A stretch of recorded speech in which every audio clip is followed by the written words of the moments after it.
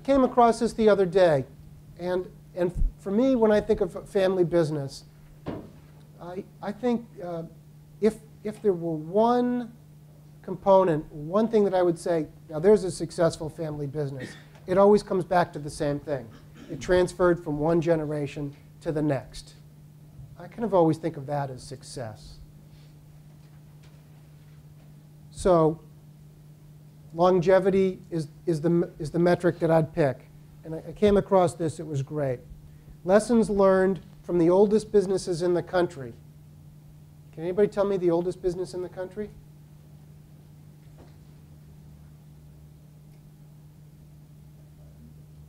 No, it's a company called Zildjian Symbol. It's in Massachusetts. And one of the founders of the company was an alchemist, and he was trying to make gold. And instead of making gold, he came across another formula, and he realized, hey, this makes a great little symbol. And they started making symbols. So there are, I think, 17 generations. It's amazing.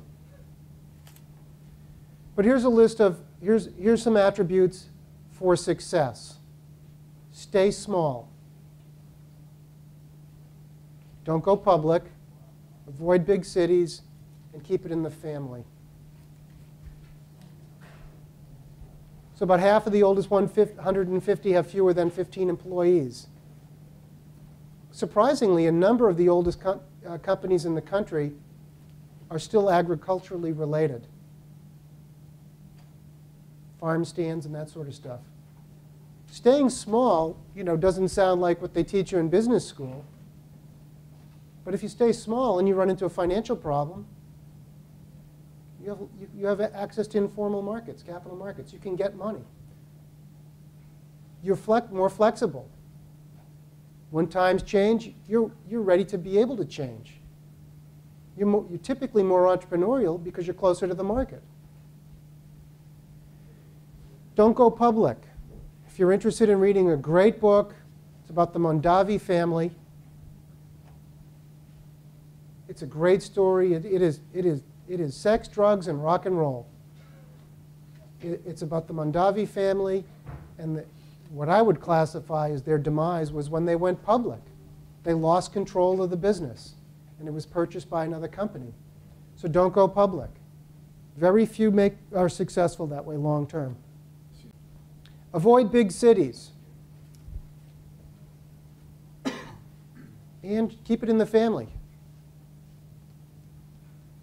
If you look at the oldest company in the country, Zildjian Symbols, it's run by two daughters of the prior generation. And they're now bringing their daughters into the business. And that's how it stays in the family.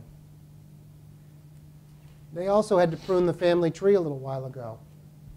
One of their competitors is a family member. Their largest competitor is a family member that left over personal reasons. So that's my presentation. If there's any questions, I'm happy to stay and answer questions. Or if anybody has any comments that they'd like to throw out, any thoughts on family businesses? The Center for Family Business is the fourth oldest center in the country. And so what's kind of surprising is, as a field of study, study of family businesses is really relatively new. That's a program here at Northeastern? Yes, yes. So if anyone's interested in, we have a meeting, I think it's December 16th or 17th. I'll give you a card. You're more than welcome to attend. We have a program coming up on management and leadership. We meet out at the Henderson House in Weston. Breakfast meetings are an hour and a half.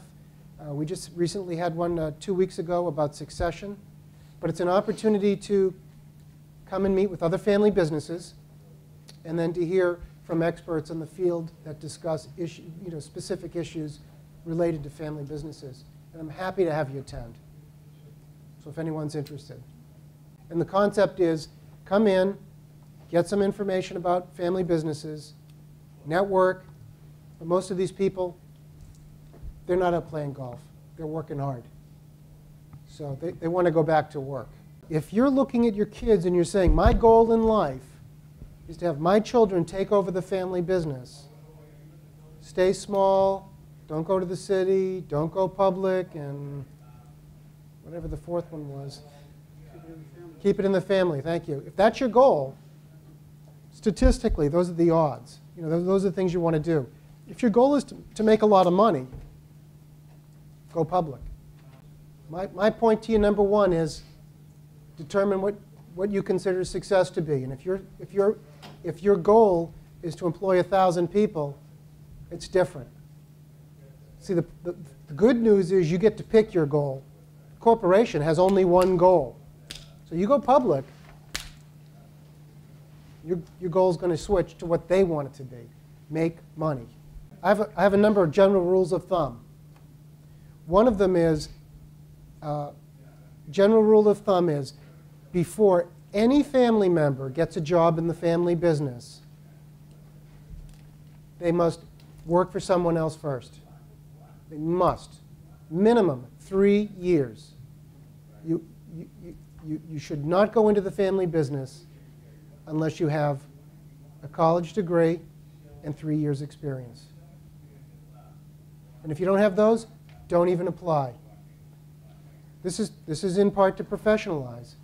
And the other part of that is, for you to get a job in the family business, there needs to be a necessity, there needs to be a job open, it needs to be posted and let people apply.